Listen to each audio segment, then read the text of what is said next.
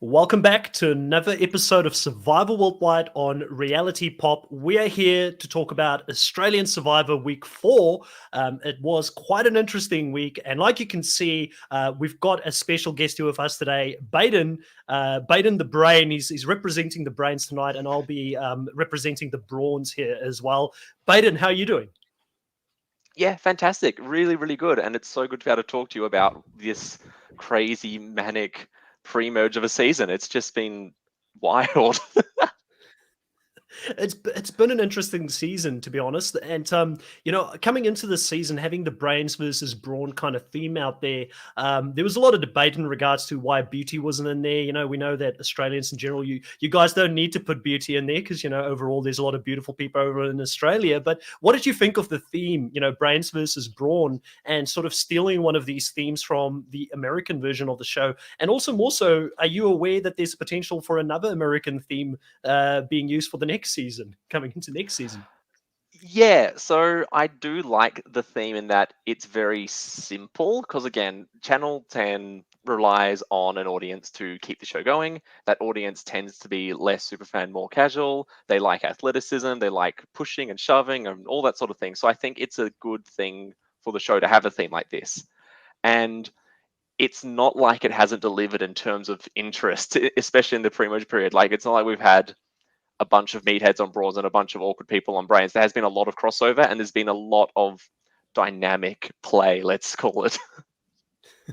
No, 100%. I think it's made for a fascinating season, and specifically seeing what the different strategies were, because in the early stages of the Brains tribe, very much strategy became a big thing for who was voted out and when they were voted out. In the Brawns tribe, for instance, it was all about physicality. Who are the people that are slowing the tribe down, that are not doing good in the challenges? You've got Way being swapped into a tribe where she's with these Brawns, and she's really fearful about the fact that she potentially could be someone that's going to get voted out because physically she's not up to that sort of level. And then you've had the characters in between that have done well and have surprised all of us because they're probably a little bit more brainy than Brawn, or a little bit more Brawn than Brain. Like, for instance, if I think about Hayley Riley, who was your number one pick, and welcome to the show as well, Riley. She's been shown as someone that's not only just strategic, but she's been really good at the physical competitions throughout the whole show. What did you think of Hayley's performance throughout this week, Riley? Because there were times where she took center stage, but also times where she was more sort of the silent assassin in the back. Yeah, great performance by Hayley this week. She really seems to be in the driving seat at the moment. But as we saw in that last episode, that massive blindside with Simon, which we'll discuss later, she's also making plans to make contingency plans and understanding what are the ramifications of a certain vote. If an idol comes into play, what else have I got to do? Putting in votes against Danny, I think a great decision. And she's really thinking of, where all the cards are on the table and laying them out in the best possible position where she can strike and, do well in the merge. And coming into the merge next episode, it's going to be so fun to see how these players adjust, whether the alliances will remain standing as well. 100%. Now, I do want to welcome everybody that's in the live chat here with us. We've got, as usual, Ethan Roper, Jenny Kay, Jimmy, Anthony, Chris Dixon, Dale, and there's a few of you that have put a few comments in here. We've got a nice compliment there, Riley, for your new haircut from Chris Dixon. Nice to see that you've cut your hair. It's the first time, I believe, in a year's time that you've actually cut your hair, because you had a bit of lockdown hair going on for a while. Yeah, I've gone for the haircut now that we've hit the merge. So, looking good and ready to go. And also, Baden, you get a compliment as well. Dale says, "Oh my God, Zaddy Baden is on the show as well." So you're very welcome. I'll take the compliment and leave it at that. Fair enough. So, overall, this specific week was a very, very interesting week, because we saw two Brains go home early in the week, and it was probably a little bit predictable. But I do want to start with the Georgia vote. We hear that Georgia had some complications outside of the game, and I'm not sure if anybody is aware. And Riley, I know you've been pretty busy this week as well, but she had some complications with a pregnancy, which was a bit abnormal, and that's why she left, had the stomach pains, and then was brought back into the game. And probably her getting voted out at this specific spot was actually a good thing for her, because it sounded like it got a bit more complicated even after she was voted out. So really happy that she's okay now. Obviously, it must be really dramatic to have gone through something like that on a show like Survivor, where your body is tested to its limits, and she had some real difficulty there. But overall, Baden, there was a lot of controversy and talk about the fact that she got 24 hours to be outside of the show and then to come back and play. This 24-hour rule, was this something as a player that has played the game that you were aware of at all, or was it quite a surprise for you as well when you found it out this season? And what's your overall feelings about someone being medevaced and missing a tribal council and then potentially coming back like she did here in this episode? Okay, where to start? It obviously, before I played, I had rules which I read and signed. I don't think everyone I played with read them in as much detail as I did, but that definitely was in there. That could happen. There is the caveat attached to it, I believe, and maybe it's changed. I'm not sure. I don't have this year's one, obviously, but producers can still delay a tribal council if they feel they need to accompany this 24-hour rule in a way that it doesn't result in someone skipping a tribal. But in this case, obviously decided that it was in the best interest to not do that. I think overall it didn't have a huge impact. Obviously, we had at the end of last week that big double tribal which Georgia missed, and of course the person who got the most votes ended up going home in the end of all of that. So while it might have changed things, I don't think it. I think there's definitely instances where her presence could have been more impactful on that particular vote. You know what I mean? No, 100%. And I mean, at the end of the day, with Georgia in this game, she was my number one pick coming into the season. So to give you a little bit of a view of what our draft teams look like, and we'll obviously fix this and replace things towards the end because there's a few people that were voted out. In fact, I lost my number one and number two guy pick that I had for the season coming into it. So Riley will be extremely happy with how things have played out this week. Georgia I had really highly ranked because of the fact that she's a psychologist. She's of that like middle 30-year-old age. Like, in fact, I think she turned 35 when she was voted out on the show, actually. And I just thought she would bring a lot to the table. And we saw a little bit of it within this episode there, Riley, where she was talking to Emmett and really trying to use how he was going to be perceived outside of the game and what the public might think of him and why he's working with the bad guys or the people that are not as popular as like herself. And she really got into that and sort of stroked his ego about how he would want to be perceived outside of the game. She looked like she could have been quite a dangerous player if she was given enough time to really sort of play in this game. And I feel like her alliance, the fact that they ate Mitchell so early on in the game and then losing Joey and things like that, she kind of ran out of numbers here. But what was your overall view of Georgia and sort of her fight to stay in the game within this first episode? Yeah, definitely smart to stroke the ego of the plant-based superhero and make sure that he's on the right side of the votes there. But I think Georgia played a really good game. Obviously, unfortunate that the numbers fell the way they did. And Georgia, Laura, and Rachel just found themselves in the minority against George and Kara, who were isolated by their Brains tribe early on. Obviously, Kara voted out to the other tribe, and George never really got the respect from anyone and had a lot of conflict with Rachel. So seeing those three outnumbered because their former Brain tribe mates flipped on them, it is unfortunate to see, but it is great to see that, Laura and Georgia in particular really tried to scramble and find their numbers within the tribe. But yeah, in the end, couldn't pull it off. Obviously, Kaz was a key player there, sort of like Plato, was going either way, deciding where she wanted to be, whether to vote out Kara or Georgia. But in the end, I mean, I don't think it's a bad decision on Kaz's part to stick with your tribal alliance, stay Brawn strong, and it's going to give you options down the line when it comes to the merge. You're not going to be perceived as a flip-flopper. Yeah, I agree. Personally, like, I would never swap into a group like that just because of the way the numbers stacked up. Like, we had 3 Brains and 5 Brawns if you include George and Kara as honorary Brawns. Like, I couldn't see the value in Kez flipping into a 4-4 and then going to Rocks. Like, it's just not something that makes sense.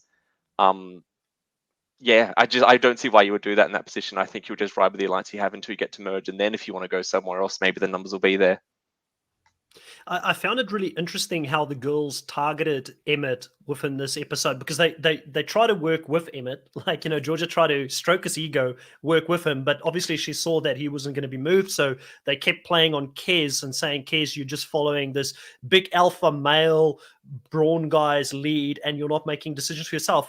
And in my opinion, they're actually insulting Kez and they're making it sound like Kez can't make up her own mind and that she needs to be led by someone like Emmett in a vote, where everything that we saw within the actual episode, and it nearly did work because Kez did feel like maybe I am being led by this big guy, by Emmett, telling me to vote with us moving forward. But ideally what we see from Emmett here, I've been pretty impressed by Emmett over the last couple of episodes as a game player, and he doesn't come across as being a very big dictator because he keeps saying, even at tribal council, that I know where I'm going to vote tonight. I know where my vote is going to go. I'm not telling other people where they need to vote. I do think it's in their best interest to stay strong, and potentially we'll have better numbers moving forward. In his case to Kez is that, listen, we're the inner layer of this onion. We're the three, you, Gerald, I got it right this time, chat, not Gerard, like I normally say. So me, Gerald, and Kez, we're going to work together and go further. And, at the end of the day, he keeps saying, like, if I could vote out 4 people, I would just vote out 4 people. I don't care about the other 4, but it's about surviving and moving forward as a type 3. So I feel like there's a lot of things that Emma does right. And I feel like it's a bit of a cop-out, in my opinion, to say, the alpha brawny guy, because Georgia says that, she's very annoyed that he's the one leading the tribe and stuff. But everything that I'm seeing at this point, Baden, doesn't lead to him. He's a bit cocky and a bit arrogant when he talks to us in the confessionals, but it doesn't look like that's the way he is in camp. Would you agree with that observation, or do you think I'm completely off the mark here? Yeah, I think it can go both ways. I think obviously, again, when what we see is an amped up version of Emmett, especially in confessionals, and they're picking and choosing the moments in camp and at tribal that amplify the personality that they see Emmett being, which is fine. They can do that. So I think his ground game is probably better than what we're seeing. But having said that, I still get that feeling it's just a bit antagonistic, a bit sort of aggressive. I don't know what it is. Just something about the way that he talks and just like little words here and there that I can see why Kez said that she felt like she was Play-Doh, if that makes sense. What is your opinions in regards to that, Riley? The relationship there between Emmett and Kez, and why Kez potentially would still be wanting to move? Because in my opinion, when I look at it, going into a tribal council saying that you're Play-Doh and that you still haven't decided, in my opinion, should raise further concerns within your actual alliance. And I don't think it's the way to play it. You can tell us that as an audience. I don't know if you want to play that way in a tribal council. Would you agree, Riley? Yeah, of course it raises red flags. Whenever you hear someone in your alliance has doubts, you should always be questioning where they stand and whether what they're saying to your face is actually true, especially when you have these 3 girls going around camp and scrambling. I think that that threat of an all-girls alliance could have been very legitimate for the likes of Emmett to worry about. But obviously, as we said, I think definitely the smart decision by Kez to stick with the guns and stick with the guns, but by that end, stick with the Brawn tribe and, make sure that she's going strong with the likes of Emmett and Gerald, because I think it's too close. You're almost playing with fire this close from the merge, where if you don't go to a tribal council before the merge, after flipping on your tribe, it's probably going to point guns at your back, and you don't want to be going in with a target on your back and people going against you headed into the merge. So I definitely think the right decision for Kez. But yeah, saying she's a little bit like Play-Doh and she can go either way, she can be molded. I don't think that's the right sort of thing to be saying. But then again, at least she's not saying that she's leading the tribe and she's the head honcho on top, and at least she's saying she'll be convinced by either side, and she's sitting in the middle. Yeah, no, that's fair. And I think it goes back to another key thing is that when you're at tribal council, as a rule of thumb, don't give away anything. Like pretty much everyone, almost every time, is walking into tribal with their vote in mind, what they're going to do. The last thing you want to do is say something and blow it all up and make a mess of it while you're at tribal. And Jonathan is trying to, he's pushing, he's really trying to get these answers out of you. And that's a thing that throughout the week became more and more apparent. But you got to just not give him anything, and it might not be exciting. You might notice that even on my season, you don't see a lot of me when I'm at tribal council, because I'm not giving these big answers that are causing any sort of moments in the tribe, because I don't want to blow up the vote. Yeah, and do you feel like Jonathan, he goes longer and harder on people when they don't give him the answers? Like if he got a tribal council where he gets good answers, it's a shorter tribal council for everyone, you can move on. But if he doesn't get anything, he knows you guys are depleted, you don't have food in your stomach, so you're not thinking like you would when you've got a lot of food in your belly, and he just probably just keeps grilling until he finds something that he could actually use for the show, I would imagine. Yeah, no, absolutely. They'll keep needling until they're happy. And again, tribal councils do go for longer than you see. Not hours and hours, but definitely a good while, especially when they have a big double one like they did last week. So, it can sort of drag you down if you just get these questions again and again, but you just got to hold firm. unless you do want to play with fire a bit and risk saying something that might upset someone. No, 100%. And one of the other things I wanted to point out here, Baden, is that, Kara mentions in the tribal council that Georgia has voted out. She mentions that they were never approached. Georgia and herself were never approached to do something or flip the votes here.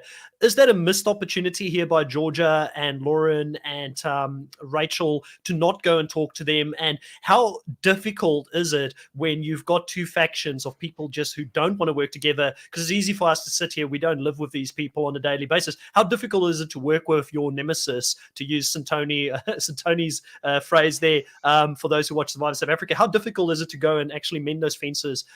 Because to me, it seems like a no-brainer, but I bet it's probably quite difficult when you're out there. Yeah, I think people are quite set in their ways. It's very easy to get locked into sticking with what you're doing and just not considering other options. And I'm sure that those on the bottom, they would have thought about it and they would have gone to George and Carl if they thought they had any chance of making it work, because they're in a majority and they got lucky last week with Daney. But yeah, they would have, if they thought there was a chance, they would have gone for it. But clearly the rift between George and Cara and the other three was strong enough that they didn't see it being an option that was even worth trying to make work, and they'd rather put the efforts into Kez or Emmett, which I can see. I think as well, I think the edit underplayed it a bit in this episode, but obviously George's medivac and then coming back and then maybe not still feeling 100%, that would have been playing on the minds of all the tribe members, and perhaps, like, obviously Rachel and Laura were going to stick by her, but maybe the other five just decided that it was not worth having someone in the game who was in that state, and they perhaps couldn't guarantee that they would be around health-wise in the coming days. Yeah, Riley, it was quite interesting here, Georgia being the person that they voted out, because in the next episode, Emmett says that he doesn't really care about having any of the brains go with them to the merge. It became a bit of a running joke, the amount of times that he said merge in this week, every time he started focusing on that. But it is starting to get closer and closer to that time within the game. And he says that he doesn't care about losing all of these people. Is the right move then in Emmett's mind? Shouldn't have been to still keep the target on Lauren and get her voted out, because Georgia will probably, if she's not physically up to it, she might get medevaced again and they might get two for the price of one. Why do you think that Georgia ultimately was the person that they ended up going for here? And as a bit of a eulogy to Georgia's game, what could she have done differently? Where do you think it went wrong?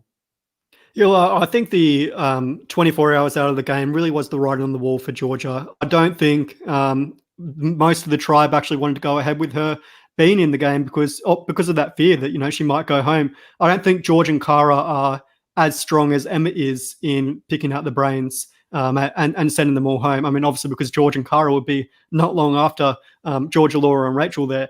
So I certainly think putting Georgia on the chopping block as the easy target, the one that has just been out of the game, she hasn't been with us at the last tribal council, and someone we can basically unanimously agree on as being the weakest member of the tribe, it was probably the right decision for her to go out. But obviously, I think the big missed opportunity for Georgia was spending that time out of the game. But to see her actually get voted out and not pulled from the game, I think, she'll really, appreciate having that opportunity to continue playing and at least have those extra couple of days in the game. It would have been unfortunate had she been medivac. So to see her go out fighting and, try and pull some strings and pull Emmett and Kez either way. In the end, it didn't work out, but it was great to see that she went out fighting. Yeah, agree, 100%. And I think it is good that, like you make the point that it is good to actually be voted out. No one wants to leave in a medivac situation. It's no fun for anyone. It's not fun for the production. It's not fun for the contestant. It's just not a good time. So to be able to come back and actually put it in effort and make a last-ditch attempt to get a foothold is good. Just the swap was what really it was. Like, the swap was such a big uncontrollable thing, and to be swapped into the position she was in, I mean, technically there was a brain majority on that try, but with George and Cara together not being very brain friendly, it was always going to be an uphill battle to make it through that. And they, like I said, they did get one lucky extra chance because of Cara's misdemeanor last week, but it wasn't going to last forever. No, 100%. Now, something very interesting happens here in the rest of the week when we go through it, Baden, and you were very almost involved in something similar to this. we get 2 challenge throws here at immunity challenges. We've got firstly Emmett deciding that they can throw the first challenge so they can get rid of Rachel, and then obviously after that, the even bigger throw is to get rid of Simon. What's your opinion over all of this strategy being used in the game? And as someone that has had it pitched to you before, I know it's very circumstantial and it depends on who you're playing with and what the dynamics are, but as a general rule of thumb, do you think that throwing a challenge is a very legitimate strategy to use in the game? And what do you think about how it was used within these 2 different votes this week? Yeah, no, throwing out challenges is always an option on the table. And while it doesn't feel good, it is still a valid way to get people out that you don't agree with. The main thing is to make sure that the people who are doing the throwing, ideally the majority, have a plan to make sure the vote goes off without a hitch. Like, there's some things you can never account for, but for example, with the Rachel vote, you just want to make sure that everyone's locked in. They know that this person's going to vote this way, this person's going to vote this way before you get to the challenge. So that way you can come back, knock out the plan, and not have to fret as much. Because the last thing you want is to throw a challenge and then it all blow up in your face.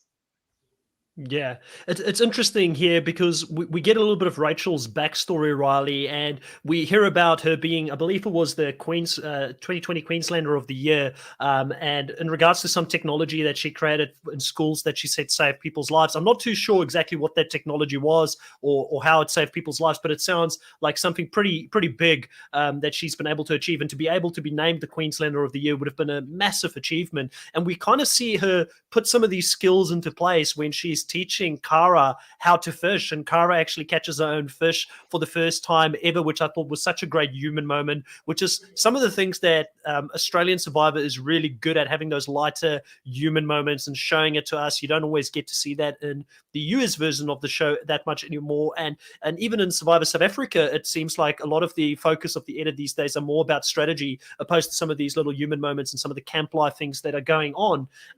Rachel, ultimately, she's going to start building bonds or continue to try and build bonds. So she's going to start pitching here to George to potentially move over in this episode. And we see a very interesting conversation after the Rachel George one, where George mentions that he on purpose tried to split the votes in such a way that the guys were going to vote for Rachel, and then the girls were going to vote, I believe, for Laura. And he did that so that if he wanted to make a flip here, he could actually control that, even if Kara didn't want to do it. I had a bit of like a mind blown moment when he said that, because I did not see it when they were first talking about it. What did you think of this level of thinking here by George? And do you think it was the right move of his not to jump at this point without his alliance member in Kara being aware of him? Because he's done this once before, right? He's gone rogue once before and did his own thing. He kind of held off from doing it again this time. Yeah, we've seen that George has basically taken the reins of the new Brains tribe. He's, been the one that dictated the vote to get out Laura at the first time, figuring out where the split votes go. Again, Emmett was kind of sitting in the back seat and letting George call the shots when Georgia was voted out. And again, here we see George calling the shots, figuring out how they're going to split the vote. I think it is smart on George's part for him to be the final decision maker there. And it does give him options in the game. But that bridge between Rachel and George, I think at that point it was completely eroded because of Rachel and George's clashes in the game. Rachel always telling George to quiet down at challenges and not reveal the conflict that was going on within the old Brains tribe. And obviously that didn't please George's ego at all. I think George is the type of player, though, that likes having all the control in his hands, and he likes knowing where the vote is going to go. So I think it was a brilliant plan for him to devise and try and split the votes in a way that ultimately it was down to him to make the final decision.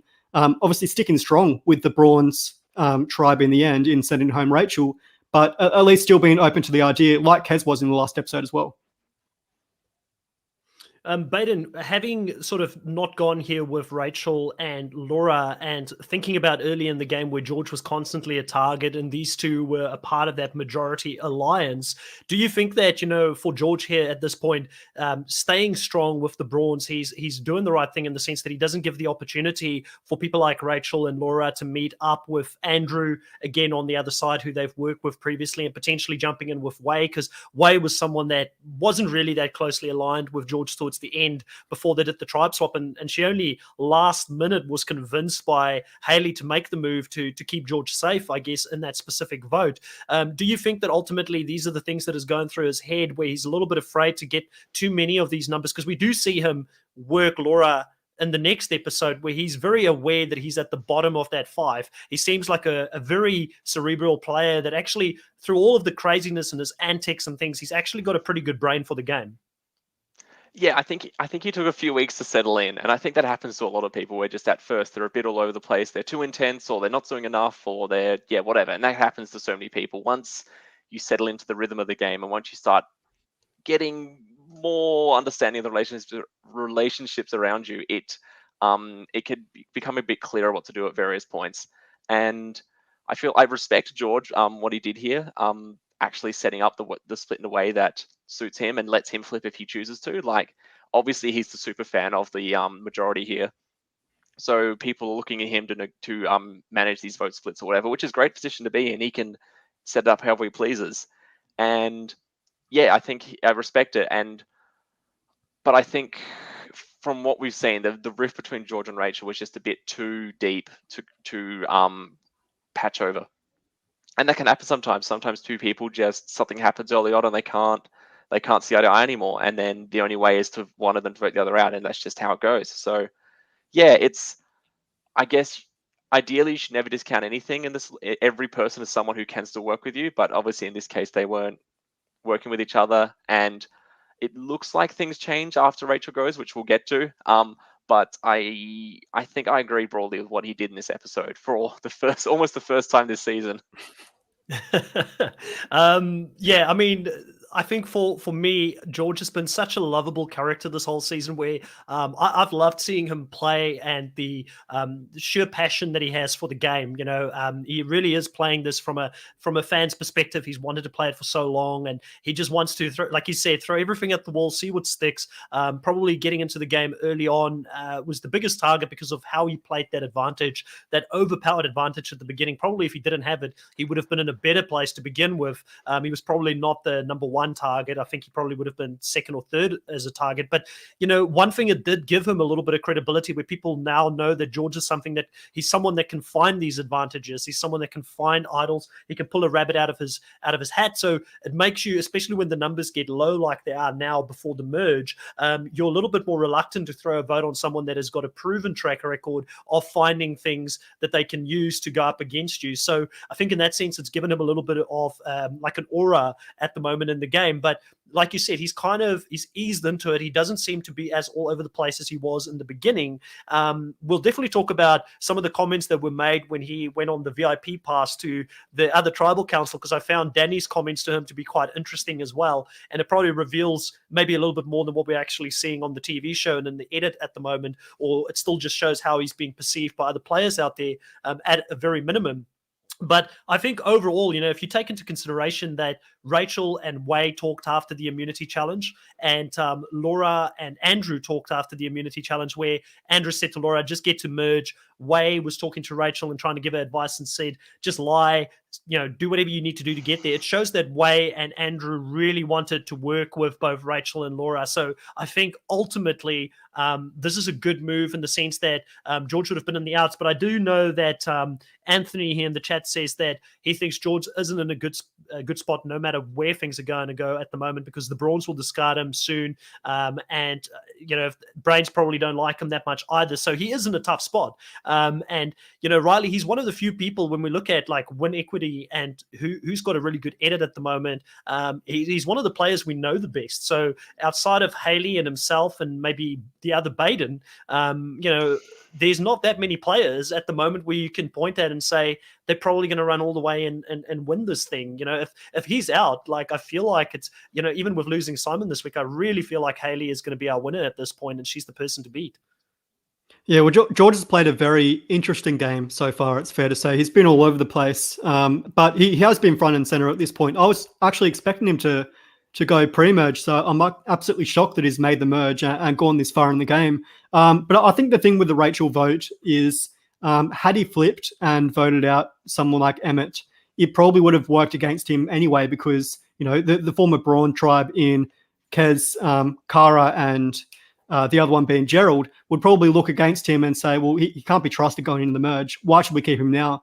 And it could have even seen him go home next, should they decide to throw the next immunity challenge. So I think, look, definitely for George, sticking with an alliance at this point and trying to remain as under the radar as possible, which I know for George is quite hard, but trying to remain out of the spotlight and actually, going with the majority alliance and sitting there, not flipping the vote, because I think that's going to be his safest option going into the merge, is to stick with the majority alliance and just lay low for the first couple votes. And then from there, he can figure out where the cracks are and how to expose them. Yeah, Baden, that's all. I've got a question that came up just on the spot, just thought of it. Would you say the biggest disadvantage for Rachel and Georgia here after the swap was the fact that there was that twist where Kara went over to Brawn's? She got an opportunity to build those relationships with Brawn's prior to going into the swap new Brains tribe.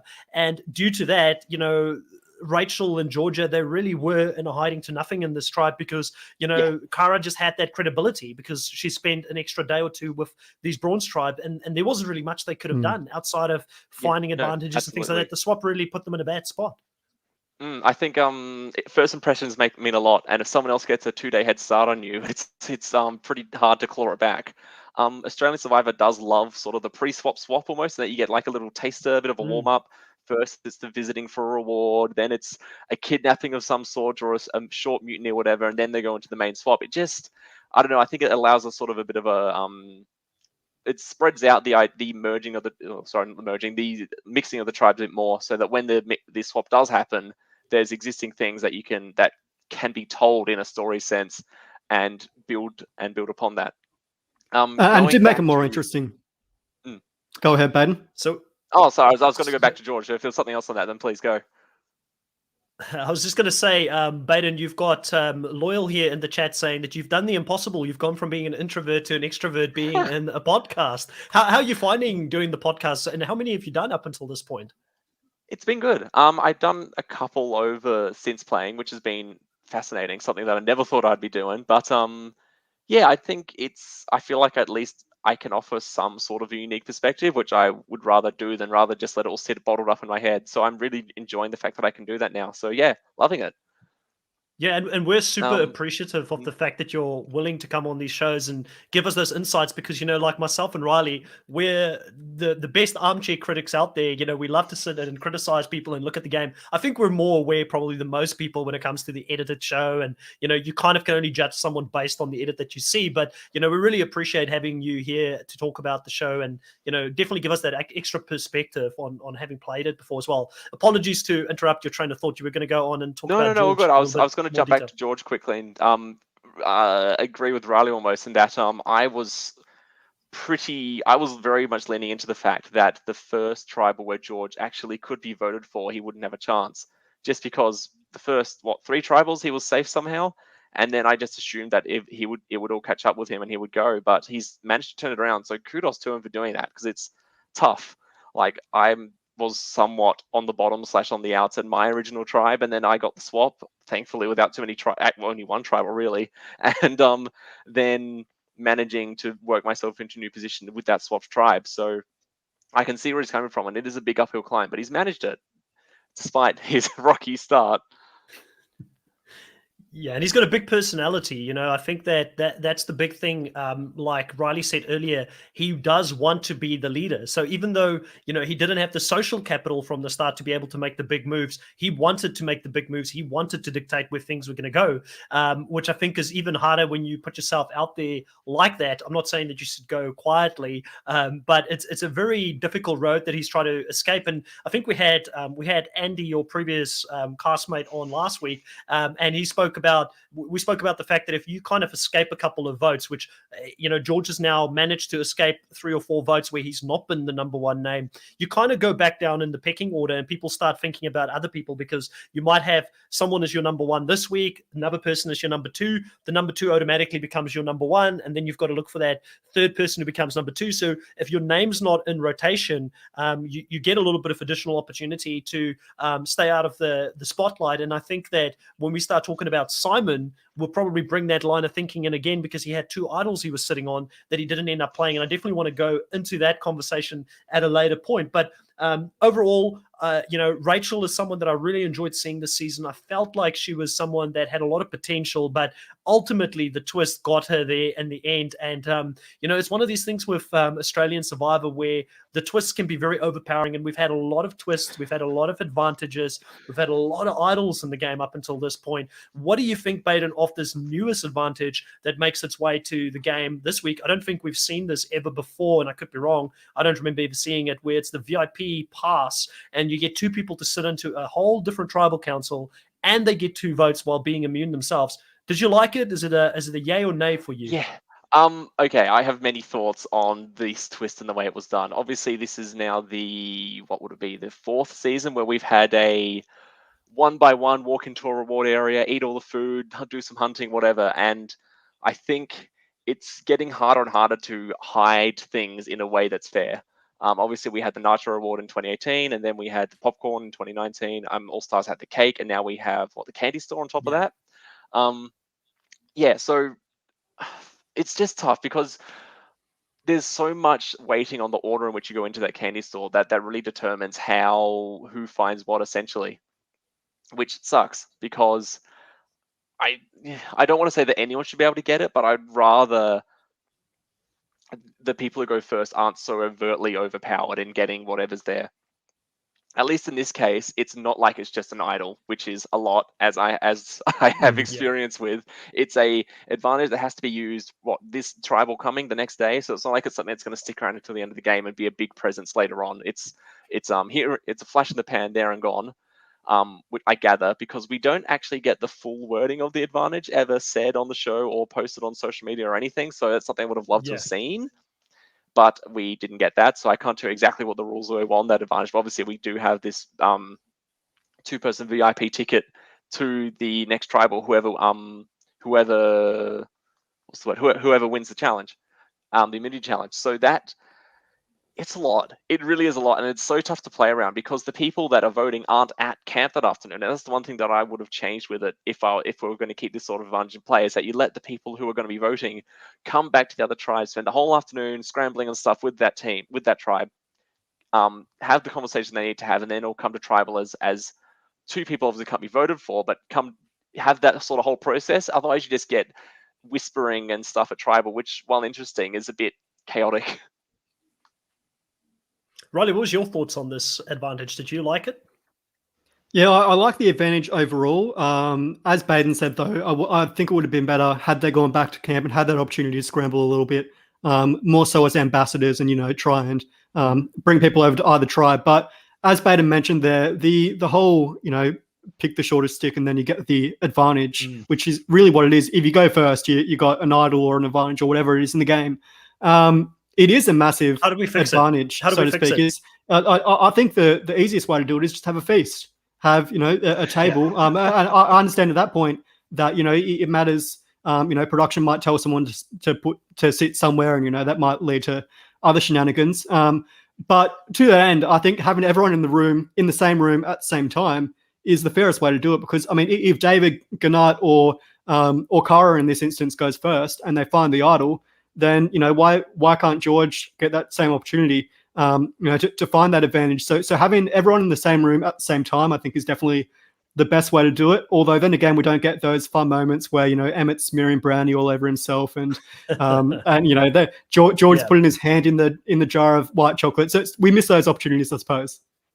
100%. Well, it could be worse, guys. Jenny says here that she wonders how long it will be until they hide a disadvantage in one of those rewards. And if you think about it, Jamal a couple of seasons ago in Island of the Idols found the disadvantage where he lost his vote.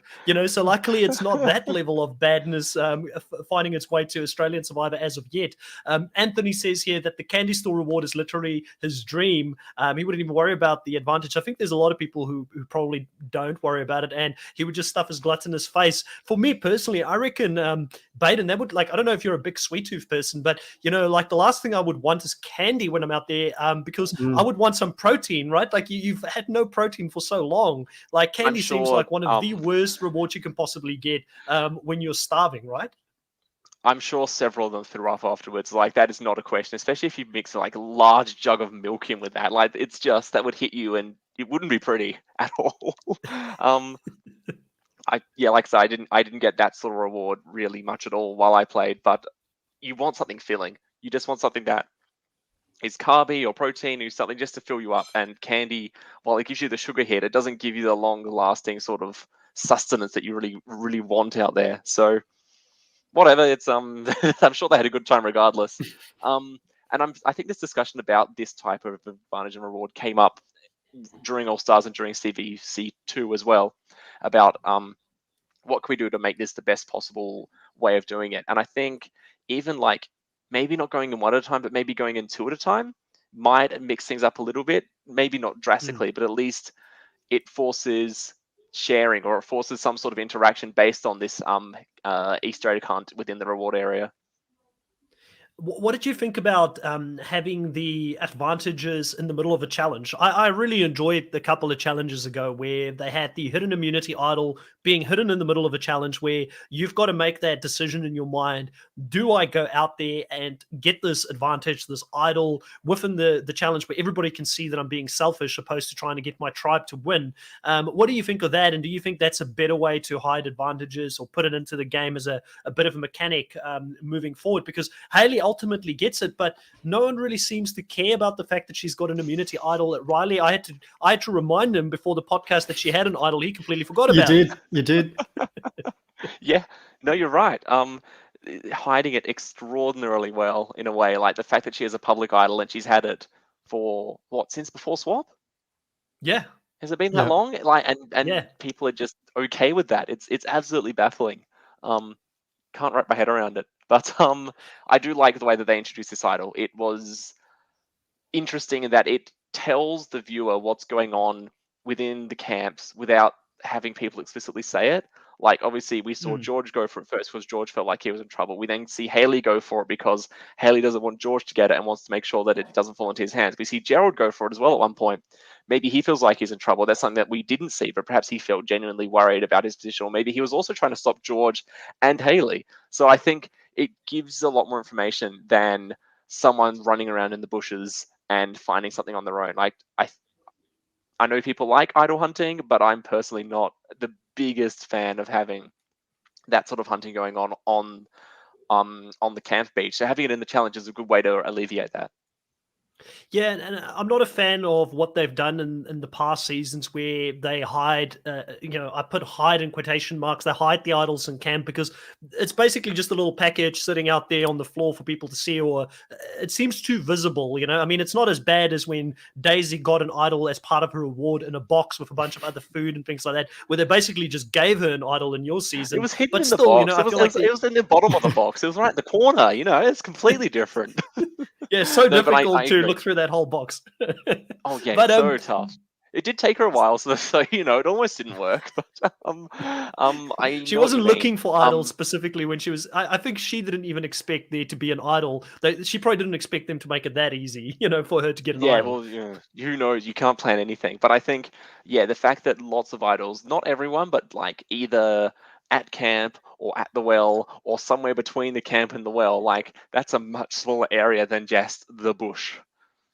But I will say, Baden, this specific season of Australian Survivor in Australia, in the outback, it's not that easy to go hide idols because it's pretty bare out there. There's not that much bush. Like, it's really, really difficult, I think, to be creative in regards to the way that they hide these idols or how they're going to do things. In regards to it, like if Luke Toki was to play this season, there would be no spy shack because where would he hide? There would be no bush to hide behind. Yeah, he would have and to that's do. an- that's He would an, have to do the spy submarine and get one of those little bamboos out and swim below the pond. I wouldn't put it past him. He probably would try something like that. But bamboo periscope, brilliant.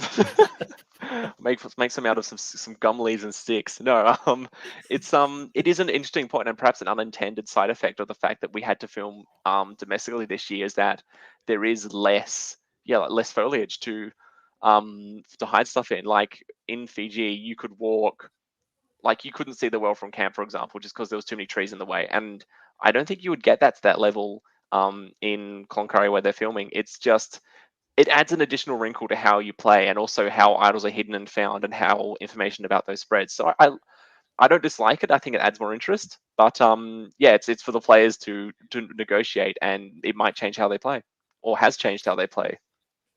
I think it's interesting, even in the sense that when different people strategize and they talk to each other, you can clearly see different groups standing together talking because there's no bushes in between, like walking to where the well is, it's not that far away. George sort of mentions early in this episode when he walks up to Laura, this is probably going to be our only opportunity to talk, but I'm aware that I'm going to be the first person in this 5-person alliance to get voted out. So it's in our interest to work together. It's something that I have to give him credit for. He is showing flexibility and adaptability in regards to who he's willing to work with moving forward. I don't know if Laura's going to stay true to him moving forward because she seems not to trust him that much. So, like someone rightfully said earlier in our chat, he is potentially in danger moving forward at this point, but he's very aware of where he is within this alliance and he very quickly has that conversation. But I think probably more so interesting, because we've already spoken about George quite a bit, is let's get into the real meat and potatoes of these last 3 episodes and get into the Danny Haley conversation. You know, Haley, she is very aware that they need to make a move against Simon. And she says a threat, a person this big in the game that can win these many challenges, that have got an idol, thinks he's running the camp. We need to get him out, but I need to be very careful about how I approach Danny in this situation, because Danny has been seen as being that 2IC, the right-hand person to Simon the whole time. And she thinks that it's going to be a very difficult conversation, but she's pleasantly surprised here when she finds out that Danny has already got a plan in motion to turn on the big alpha. And she mentions that it's the Sandra Bullock, the blindside plan that she wants to pull off. Riley, Danny making this move here and wanting to make this move ultimately on Simon, how good of a move do you think this is going to be for Danny's game moving forward? Oh, I think it's a great move at this point, because obviously it eliminates 2 idols. It eliminates the biggest player in the game at this point. And we saw Simon kind of make that faux pas in telling Chelsea and Danny about his 2 idols, which really set in motion and supercharged that effort to blindside him and really made sure to Danny and Chelsea that it was front of mind that we've got to get rid of these 2 idols. We've got to get rid of Simon. To that end, though, I think Danny has sort of, by positioning herself in the power position and being the one that's really running the show and leading this blindside against Simon and naming it Sandra Bullock and all this, it does put her, it puts the target firmly on her back now. And we saw what Haley did there was she deflected the attention off of her, made it almost seem like it was Danny's idea to get rid of Simon, and that she was sort of counteracting Danny's idea then, which I suppose even further cements that Danny is in that power position by placing those couple of votes against Danny. And while that can harm Haley going forward in the game, casting 3 votes against Danny, it will probably lose her an ally. But I think it really reaffirms to George and Kara, at least, and everyone else in the game, that Danny was the one that ran that last vote, and she's the one that caused someone to go out with 2 idols. So at the moment, she's the one that is the new alpha in the game. So I myself and Riley, we have these times where we disagree on the podcast. Doesn't happen too frequently, though, Riley, but this is one of those times where we definitely disagree about this move. I don't think it was a good move for Danny. Spoiler alert, but I do want to hear Baden's opinion about this move first before I tell you guys why I don't think it's a good move. Baden, what do you think overall of the strategy that Danny had coming into this game of getting rid of, like, let's get close to the alpha, become best friends with the alpha, and then when he lets his guard down or she lets her guard down, I'll vote them out. Yeah, it's genuinely a fascinating vote, and that I think there's 4 or 5 different perspectives you can almost view it from, and how each person reacted to the events before Tribal and at Tribal. From Danny, though, like, the thing is, like, that Simon has 2 idols, that Simon is working very closely with you. I almost feel like knowing that Simon has 2 idols is better than having those 2 idols be lost by voting him out, and then they potentially come back into the game, not to someone you know about, but to someone you don't know about, or maybe someone you're not as close with. I'd rather have my what do you call it? She's the 2IC, but having someone so close to me have the 2 idols than like Haley have 2 idols, because that would be absolutely terrifying. So from that perspective, I don't know. And I guess we are at merge at the end of this episode now. And coming into merge, you want numbers and you want the ability to gain numbers. And Simon had both of those things for Danny. So, like, I can see how having someone in the game with 2 idols is terrifying and you just want to cut them. I definitely had those thoughts about both Dave and Luke at various points. I don't know. Yeah, I can see why she did it, but I can also definitely point out why it might not have been wise to do it. Now, let me tell you why I don't think it's a good move. Marcus here in the chat says Haley created a blind side within a blind side. And I think within that comment alone, it tells you that this wasn't Danny's move. Danny, like she said in the confessionals, Haley said this when she went up to vote for Danny, she said, I let you do all the legwork in regards to getting this blind side going, but then I will now take the reins from here. Because basically what Danny has done, like you've mentioned there, Baden, she's let go of someone that was a shield for her, someone that was loyal to her. I think it was a horrible move, from Simon to tell them about both the idols, and we'll go into that as well. But still, this is a person that's trusting you that much that they're telling you they've got two idols. This is a person that showed you a round or two ago that they're willing to fight for Chelsea within that group. And Chelsea is another one that just absolutely amazes me. Simon was loyal to Chelsea a couple of rounds ago when Chelsea was the target of Shannon's. And, he was going to fight tooth to the nail to have his two girls with him. He saw them as a tight three, wanted to take them all the way. Now, I think it's the right move ultimately for Danny to cut Simon at some point. I just think that this is way too early, because if Simon does have the two idols, he plays the two idols at some point correctly, he's seen as someone that's making all the moves. If he gets to the final, yes, he's probably going to get the votes over Danny, but you first have to get to a position where you can make the final three. I feel like she's so far away from that, giving more power to Haley. Haley has completely taken control at this point of that specific group. I think it's really, really bad, and I think it really showed when Haley was willing for Danny to be the collateral damage immediately afterwards. She's the next person on the chopping block now. They would have really been stronger together. Now, that's just my opinion on it, and obviously there's a million different ways that we could look at that, and I'm not saying my way is the only way, but I feel like it was, in my opinion, a really, really bad move. Now, another thing I wanted to talk about is the Simon side of this, guys. Simon has got an idol. He knows Haley's got an idol. I don't know if this conversation happened, but at some point I would have gone to Haley and said, hey, it's really in our advantage to work together because we both have idols. We either have to play it to get the targets off our heads because people know we've got these idols, the first idols that we've got. Let's play it, or let's protect each other so that we don't have to play our idols earlier, because if you vote me out with my one idol, you're the only person in the game with an idol. So automatically you become the next biggest target that people should be taking out, even though they're not thinking about it.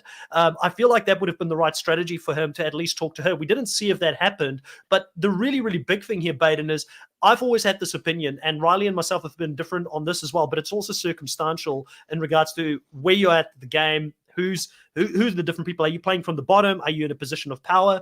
I'm very against telling anybody about any idol that I've got. I don't think you ever do that in the game. I think it's the biggest mistake. People will use that information like it's their own information, and they will gain allies with the fact that they show trust in you to tell you that your alliance member's got an idol. I just feel like it's really bad when people start finding out about it. What's your opinion about, Simon going there? It's bad enough you've got one idol, but you go and tell your alliance members you've got a second idol. What do you think of this gameplay here? Yeah, no, I think you're right in that information is power, and if you choose to tell someone, you're spending that information, and it's like, what are you gaining from telling someone that information? And I don't think Simon gains anything from telling Danny and Chelsea that he's got two idols instead of one. Like, they already know that he has an idol. They already know that he will likely play it for either himself or Danny or Chelsea, potentially, any of those three. Like, what does telling them you have to get you? I don't think it gets you anything. I think he was just so excited and happy and felt in such a good place that he felt like he could share that information, and was obviously bursting to share it with someone as such a big fan. I think sometimes, again, it's circumstantial. Sometimes it can work, and sometimes it is useful, but generally you don't tell unless you need to, which, yeah, he did, and he's now watching from home, which sucks because he was generally a good person to watch and is a really, really big fan of the game, and that is evident in a way that's almost different to other super fans on the season. Like, we've talked about George being a big fan of the show and having the passion, and Haley obviously is a big fan and has the passion, but I feel like Simon feels a lot more earnest to me than particularly George. Like, I don't know, it just feels endearing a way which George hasn't managed to pull off for me yet. It is interesting because Simon, throughout the show, we kept hearing about the fact that he's this alpha guy, he's obnoxious and camp, and people were just really annoyed by him. But we never see him be disrespectful to anyone. We never see him be this person that we're being told that he is through the eyes of other people when they're having their confessionals. So he's a fascinating character to me. In that sense, he seemed like a really genuine guy. But I think Riley, probably the biggest mistake that Simon made throughout this whole, if we had to look at his eulogy, is that he just didn't understand how to manage his own threat level, because he kept putting himself into all of these clutch positions and challenges, and he wore that like a badge of honor, but he was even doing it on reward challenges. Why would you ever want to put yourself in the clutch position on reward challenges to continue to build that target that you're going to be a person that's going to be difficult to beat when you eventually get to the merge, right? Yeah, well, he proved to be great at throwing things in challenges, but in the end, he just threw his game out of the window and obviously voted out with 2 idols. Didn't quite work out for him. But I think Simon's biggest misplay in this episode was back at camp, focusing on Flick not finding the idol, as opposed to actually working on trying to formulate a relationship with the likes of Haley, saying to Chelsea and Danny, getting them to do the work as opposed to doing all the legwork himself. I think that was his biggest misplay in this game, was trusting them too much, and obviously not playing the idol as well is obviously a very unfortunate for him. But to see such a big power player go out of the game at this point, headed into the merge, it is going to put a massive target on Danny's back if that is viewed as Danny's move, which I think it will be. I almost think I liken this move to John Robert being voted out of Survivor China, where John Robert sort of came up with this idea to vote out James for having 2 idols. And then Todd realized that John Robert had this big idea to vote out James, which he wanted to do himself. So Todd got rid of John Robert at that stage, viewing him as too big of a threat. And I kind of think it's a reverse situation in this instance, where Haley split the vote with Danny, because Danny's the one in the driver's seat there. And she was the one that formulated this plan. So by putting a couple of votes on Danny, it then highlights her as a massive target going into the merge. And she's going to be the one that really gets all the ramifications from this. She's going to get a lot of backlash, I think. And I don't see how she scrambles out of this. Because other than Chelsea and Emmett, I don't really see who she's aligned with at this point. No, 100%. And it's also, like I said, I would have loved to have understood Chelsea a little bit better and what her view is on the game and why she turned her back here on Simon as well, when Simon was someone that was willing to save her a couple of votes ago when Shannon was coming after her. And then the other part I wanted to discuss here on the Simon move, Baden, when you've got a big rival in the game, I know you didn't really, everybody loved you ultimately in the game, and socially you were pretty good. That's how you got to the end, you had to work yourself in with a different amounts of people. But you saw, for instance, Harry and Janine had a pretty good rivalry throughout the season, and different people get their rivals. Like David Gannat became a bit of a rival to the female alliance. A lot of the time in games, when you've got a big rivalry like this between Shannon and Simon, I was adamant. Like, I thought, okay, George definitely doesn't make the merge. Simon is probably the one that will make the merge of the 2 people that have got the biggest edit up until this point. And I thought Shannon would fall. So everything seemed to work in that way. When Shannon fell down, I was like, okay, cool. Simon's probably going to get to the merge now. But then Simon and Shannon, this big rivalry, as soon as he gets rid of her, he's the next person in line. Is there something for new Survivor players to learn from being these 2 really big alpha players that are seen as leaders of their groups going against each other? Is there anything that we as fans could learn when we go into the show potentially to play it differently? Because it does look like when one potential person falls, the other one falls pretty soon afterwards. Yeah, I think there is a thing where these big rivalries come and then they both fall on each other at the same time, as you're saying. I was just thinking as you're talking that Simon actually reminds me maybe not quite a lot, but in a similar sort of position to Sean was on my season, and that he was this big athletic person who was seen as a leader and sort of linchpin for the tribe, and then it caught up with him as we went into the early merge, or in this case late swap portion of the game. And obviously, again, we had Shannon and Simon, and that season we had Sean and then Dave go one after the other as well. So there's similarities to be drawn. As to what you could do better, it's a tough position to be in, that position. Like, it is very, very hard to make it to the end when you're playing that alpha male role. And having not played that role, I don't have any novel advice to offer. But yeah, it's a good just about point. managing your relationships and your threat level. Yeah. Yeah, and it's a really good point because in Australian Survivor, the big alpha guys don't get that far. They just don't get the opportunity to build a very strong alliance. And I wonder if a lot of this, Riley, has to do with the fact that in Australian Survivor, obviously the game's a lot longer. We've spoken about the fact that when the game's that long and you make these big, massive moves early in the game, you're seen as a threat immediately. But in my opinion, and I know you say Hayley's undercover and people can't see what she's doing or that she's planning the votes or anything like that, I do think Hayley has made enough big moves.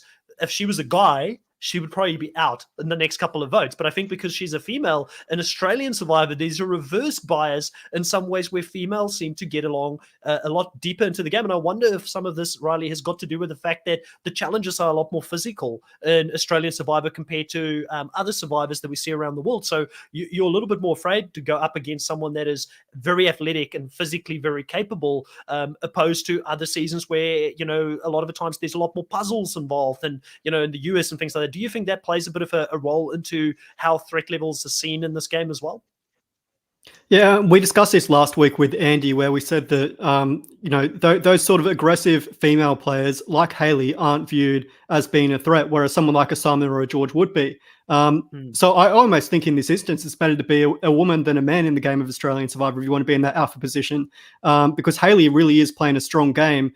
And while she appears under the radar to the other players, when really she's the top dog at this point. But I think it is kind of an interesting predicament because we haven't seen anyone other than David win the game in that sort of alpha male position. And it really is always going to be a diamond a dozen, a unicorn sort of win. You look at US Survivor and really there's so few alpha males that have won the game. And I look at probably, you know, Tom Westman, Richard Hatch, and Tony Vlachos being the main ones there, Rob Mariano as well. But in those instances, they're all Pagongings. So I think at this point, you really need to have these strong alliances in the game and people you can trust. And Simon did have that, but in the end, I think he had so much ammunition in his bag that it almost blew up for him, and he had so much going for him that the tide turned completely against him, and he got sent home because he was such a big power player. Yeah, and I think he definitely got caught up in his own sort of story as well. In that, he had these two idols. He was going to make merge. He's going to cause all this crazy stuff. He was looking so far forward, and he just thought that he had these relationships in place that someone would tell him if he was in trouble and that people were going for him. But clearly, every single person on that tribe saw a way forward without him, and that's what can happen. It's what happened to Dave. Every single person on that tribe saw in Champions Contenders 2, saw a way forward in the game without him. So no one told him when he was on the chopping block. I think the lesson to be learned here, if you're an alpha guy going out there playing this game and you're winning a lot of challenges, you're seen as a bit of a leader, or you even think that you're a bit of a leader in the game, and you've got an idol and someone knows that you've got an idol, play it. Like, chances are, if you're an alpha player, you're physically really fit and you're in what you perceive to be a good position, you're going to get some votes coming your way. So I was really surprised at how safe they felt. And the same for Danny and for Chelsea, feeling really comfortable that, you know, Hayley and them are going to want to work with them moving forward, because they're really, what relationships do Chelsea and you know, Danny bring to this alliance moving forward? Zero relationships. They just got rid of the biggest power player that they had a relationship with in their corner. They don't have other relationships that we know of in this game. Maybe Emmett, but I think Emmett's going to follow very soon on Simon's heels probably, and he's the next big alpha player that's going to find himself without any key relationships in the game. Hayley, for me, is the power player at the moment that's in the best position because she's got Baden, she's got Way. She seems to have mended her fences with Andrew. Andrew's going to pull in Laura, which is going to be good. Baden's got the relationship with George and with Kara, and they'll probably pull them in. Maybe Kara will be iffy about it. Kara's probably going to be collateral damage at some point. But I do really think here, Baden, we're looking at potential for Brains to completely dominate the post-merge part of the game here. And I know you came into the podcast saying that you don't feel that way. So I'm really interested in knowing how you see the game playing out at this point. Because to me, it kind of feels like Hayley's going to be that center with all of these different things sort of coming in. And then Flick is going to be her joker, is going to be the ace up her sleeve that she can use at some point to get rid of maybe a big player like a George or someone within that Brains alliance that's going to hit the merge. Yeah, no, I think there's a lot of things that are going to be interesting going into this merge. Like, you've obviously pointed out that there are connections that connect all 7 Brains that are going into merge together. but I don't know if those 7 will actually all be one cohesive unit. I can see that there's connections, but particularly George and Kara, like they really feel like they're neither a Brain nor a Brawn to me at the moment. They could actually go with either group, and I am very curious to see whether if that does happen, maybe as someone's pointed out here in the comment that maybe George is seen as the person in the middle that should be taken out to just try and solidify us as them tribal what's the word, a tribal thing. It's going to be really interesting. Like there are 7 Brawns and 6 Brains, which I think not many people predicted at the start of the season that would have more Brain than Brawn make it to merge. So that is notable. But having said that, I don't know what the Brawns will be like either. Obviously, Emmett might be annoyed that Simon's gone and he might not want to work with Chelsea and Danny because of that. We had this potential start of a problem between Danny and Hayley. Yeah, there's just so many unknowns that could it's going to be an interesting merge. Let's put it that way. I can see many different factions, and it's unclear which one will come out on top or which one's plural. Yeah, so Anthony sort of mentions here one that I forgot to mention. Obviously, Flick being Hayley's potential ace up her sleeve, but Flick also has that relationship with Gerald and Kez. I don't see the Brawns working together. I think they're going to implode as a whole. But like you said, there could be some mini factions that are going to work with different factions within the Brains tribe, which could again create a whole new dynamic moving forward.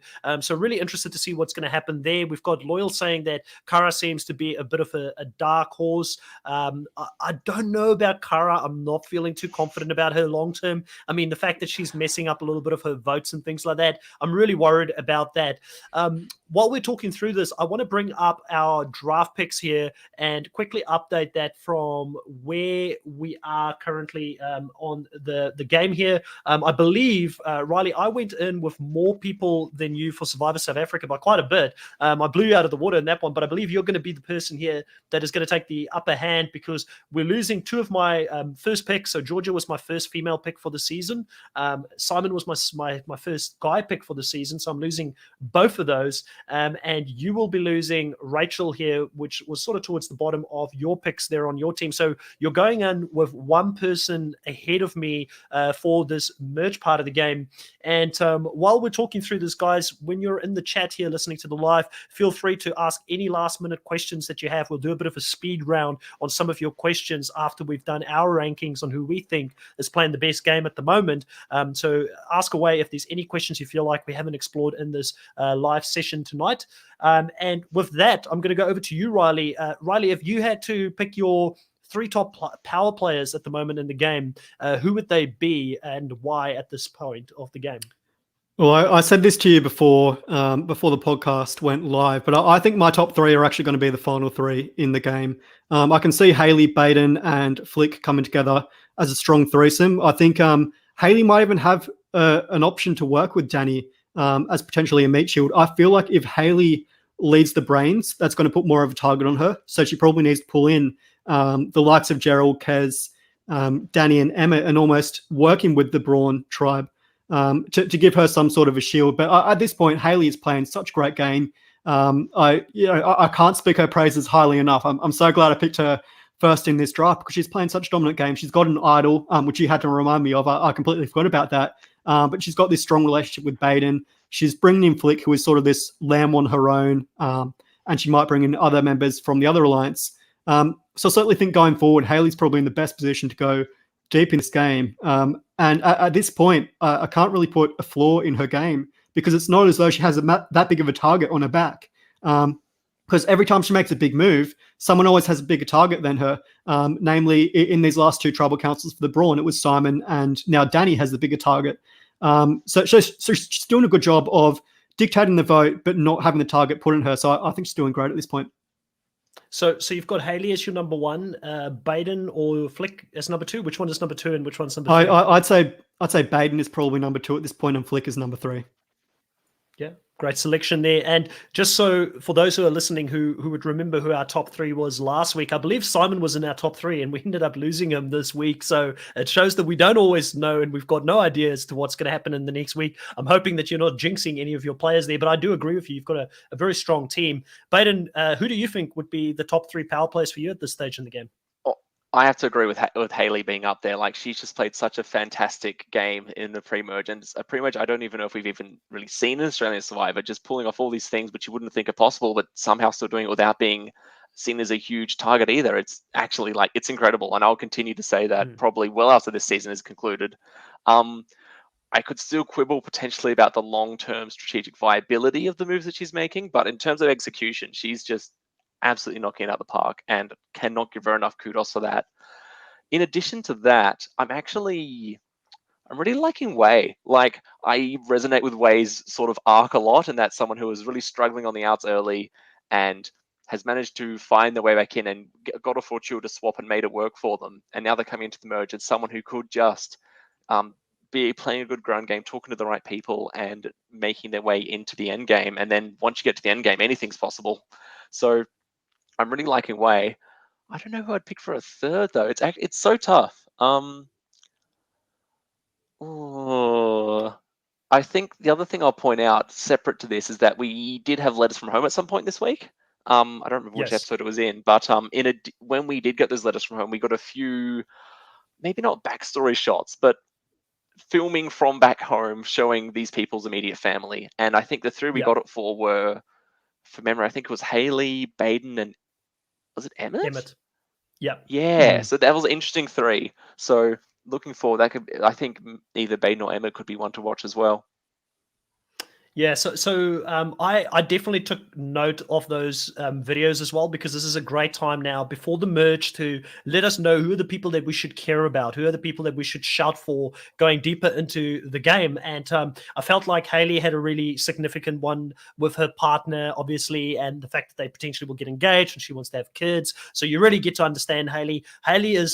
She's been week one. She was my winner pick. Like I said, week one, yeah, this girl's clearly winning the show based on what I've seen on the edit and how she's being perceived. Week two, I was like, who is Haley? I didn't see a single thing from her. I don't know if she's still in the game.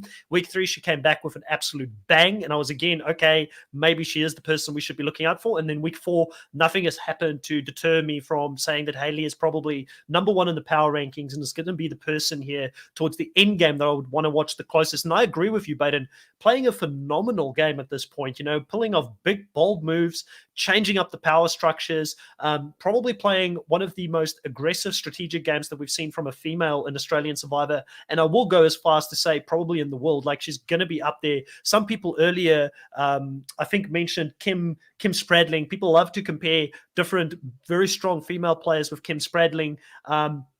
I can see that, but I think there is a key difference between her and Kim Spradling. And Kim Spradling had her very strong alliance from the beginning of the game that she was able to carry through until the game. But I do feel like with Haley, she was in a sort of strong alliance in the beginning. She was at the bottom of about 5 people there. She realized Joey was running it, and then she had the foresight to change things up so that she could put herself in the power structure opposed to being led by Joey. So I feel like I understand the comparison because Kim is like the gold standard for females winning this game that everybody would love to be compared to. But I do think that she's actually playing her own very strong game that is also very different compared to Kim Spradling. So I think that when Haley wins this show in the future, we're going to compare other great winners to Haley opposed to comparing them to Kim Spradling. Kim Spradling's great in her own right, but I think there's differences in these games that we're seeing playing out at the moment. And I think that she would be a great representative for Australian Survivor, especially after having a strong winner such as David Cannut in the previous season. And then you come up and you have another strong, and not taking anything away from Pia, because I love Pia's game as well. I've told her on the show as well, she's a very strong winner. If I'm being fair, I think, when it comes to rankings, it is really subjective to the person and what they value in the game. But for me, probably David would be number one just because of how massive a target he had going into that season. But Pia, for me, would be a very close second after I've watched her season more than once, and I kind of appreciate what she did in that season. I'm a really big fan of hers. So we can't say where Haley's going to be on that ranking yet, but if she can run this and dominate it straight through, there may be some discussions up to where she falls within those top 3, if not the best, So I'm excited about it sound like it's a done deal already, to be honest. So we still got a long way to go, and merge is just, I'm very bullish. So I know you can be bullish, but I wouldn't count your chickens before they hatch, because I think if something does happen, it will hurt a lot of people, and just because I want to see her make. Yeah, sorry guys, I don't want to get everybody hyped up. I want to see what she says at Final Tribal. Yeah, anybody listening to the Yeah. show, I don't want to get you hyped up and excited and dash your dreams. Like, it's probably going to hurt like Simon leaving this week hurt me because I was really rooting for him because I knew how big of a fan he was. And, I think he's a great guy and I could see where his mistakes were, but it hurt losing him. It will hurt even worse losing Haley because she's the person even though she's not in my team, I think she is playing the best game at the moment. And I will give credit there.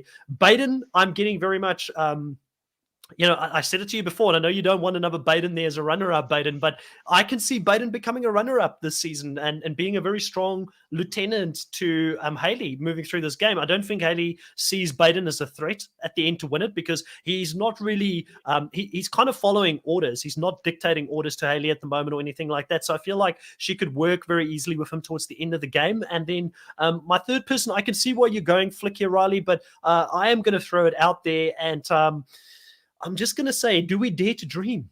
Does George make it deep into this game? I'm going to put George as my number 3rd power ranking person because we've been thinking for the longest period of time, George is not going to make the merge. What if George is that visible player that just ends up going really deep into this game and ends up finding a way and being scrappy to get to the end? So I'm going to put him in there. I'm going a little bit south with that one, but we got to look at it and say anything is possible at this point of the game. But like you said, seeing that home footage from Emmett was quite interesting. Wei, I can see why you're relating with Wei so much at this point. I'm really afraid for Wei because she's kind of disappeared a little bit in the edit here over the last week. We didn't really see much of her, but it's not a death sentence if she comes back strong. From experience, it's not a death sentence. Yeah, 100%. Okay, so we're going to go through a couple of the questions here from the guys. We'll do a bit of a speed round. Baden, does the players left in the game remind you of anyone on your season? Ooh, I've already half answered it, but yeah, I think Wei is the one who I'm resonating with the most at the moment. Perhaps a bit of George. I'm liking Andrew. I don't know what it is. This is something that just is a bit I don't know. It's just like this sense of wonder with whatever he's doing in a given moment. Just a bit. We need to see more of his character. I really want to see more from him. I want to see more from everyone, to be honest. I want to hear from all these people. Like, it's been forever since we've heard a confessional from Chelsea. So, but yeah, to the question, yeah, I think Wei the most, and then also the ones I mentioned.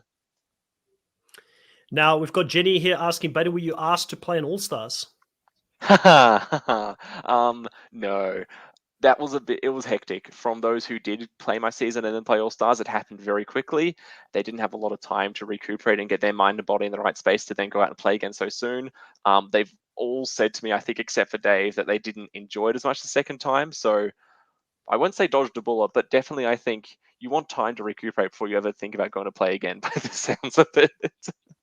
It sounds like you made the right choice because I had, Harry on the podcast a few times now, and when I did my interview with Harry, he mentioned that he probably should have not gone back to play All Stars so shortly after just playing that season because he said physically, because you guys went through your whole season, right, and then having to go and play this game, like he said, his body just wasn't right going into it, and even like mentally, he felt most disappointed because he couldn't be up to that level that he was the previous time. Just mentally, it really took a lot out of him playing the game. So probably a blessing in disguise. And in my opinion, the Australian Survivor circle, and we'll talk about this in the next one here, which is more of an observation from Loyal saying, congratulations, Baden, as seeing your Survivor players become strong community for so long. Australian Survivor community will also be strong and hope your life is much better because of Survivor Australia and being a part of that community. It's a small community, so there's a good chance, we see you at a future season potentially. And would you be interested in playing a future? Well, by that, I take it, yes, you would love to play in a future season. Yeah. No, like, it's very hard to say no, and I think everyone who was offered for my season found that it is incredibly hard to say no. I would love to have another crack at it just because I feel like I'm learning more. I think going in the first time I played the game that I knew I would play, but I now see what I could have done, and I look back and I think, well, what about this and what about that? And the more time I get, the more chance I have to appreciate what can be done in this game. So I would genuinely love the chance to show that and go back and own some things and make big moves. And seeing people like Haley is really inspiring in that regard because it shows that someone who is perceived as nerdy or whatever can go in and cause chaos and own it and make it work for them. So you're being asked here if you would have loved to have played in this season instead of your original season. So I assume the Brains versus Brawn's team. Yeah. That's it's interesting because I had considered like maybe if I hadn't applied when I did, that I might have applied later on, and then I might have been grouped into this season and been playing with this group of people. And that would have been fascinating. I don't know where I would have fitted into that original Brain tribe and how I would have voted. I would hope that I wouldn't be sort of picked off early, but it can happen. And sometimes you do just get caught out on the outs and you can't do anything about it. Or there's an overpowered advantage that's played at your first tribal, and your plan A, B, C, D, and E will walk out of the tribal. so yeah, I would be very curious to see how I'd slot into this tribe. Well, the next And question then kind of following follows on up from on that, that. Who would you yeah. align with? Would it be George, and why? Damn. Again, I think how do I put this? Looking back, I didn't have anyone in my season who was, let's say, academically minded.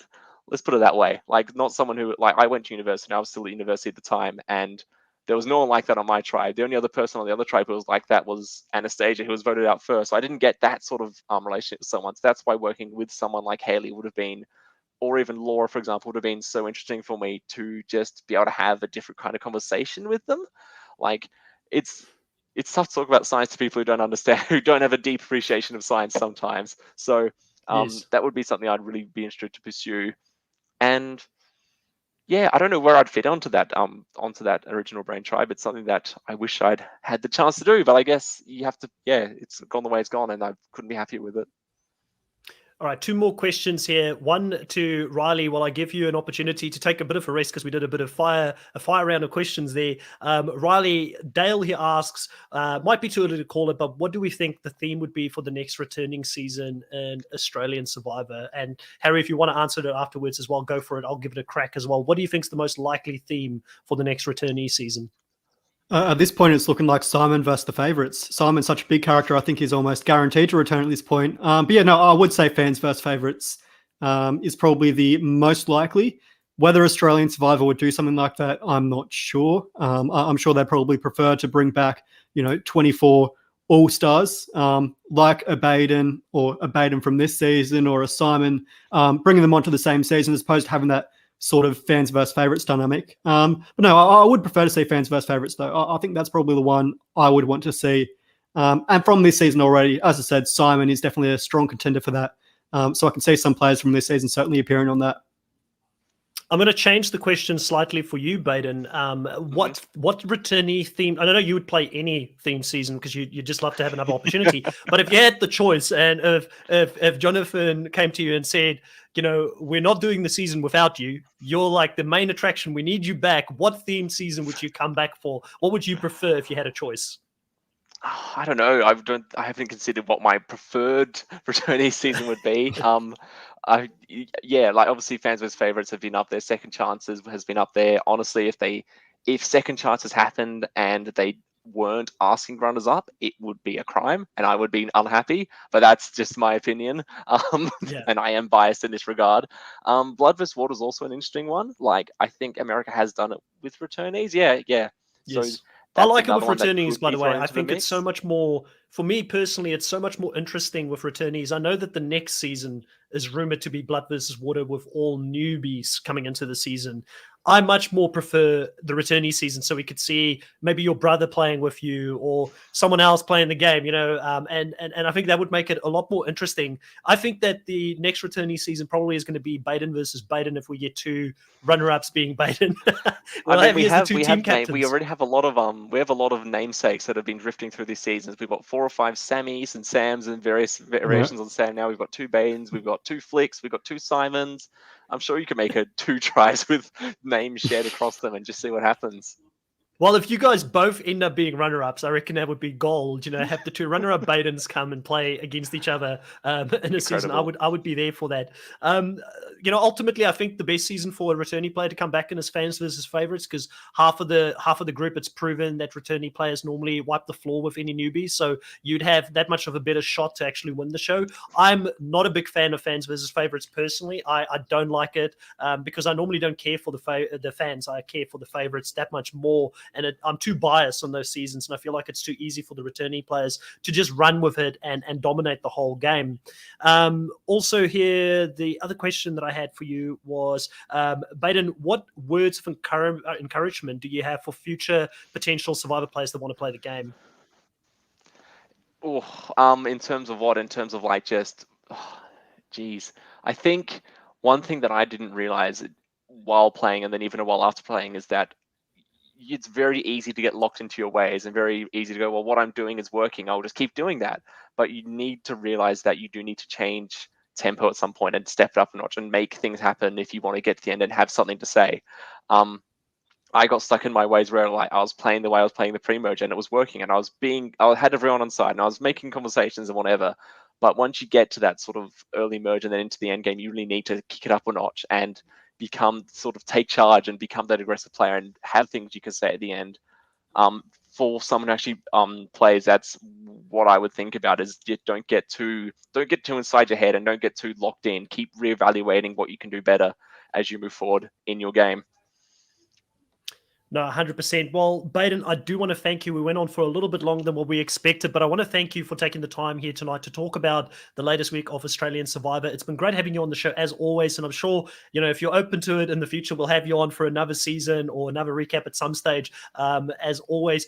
Baden, give us a little bit of an update. What is it that you're doing currently? I know you've newly moved to Melbourne. What is it that you're doing? Give a little bit of a life update to those that are interested to know what you've done since you've studied. Are you actually working in the field that you studied? And let people know where they can follow you and what you're getting up to these days. Yeah. So I've started working at the Weather Bureau here in Australia, the Bureau of Meteorology. I guess the American equivalent would be NOAA, I'm pretty sure. So yeah, essentially I'm training up to be a weather forecaster. I've got an amazing group of people that I'm working with here in Melbourne.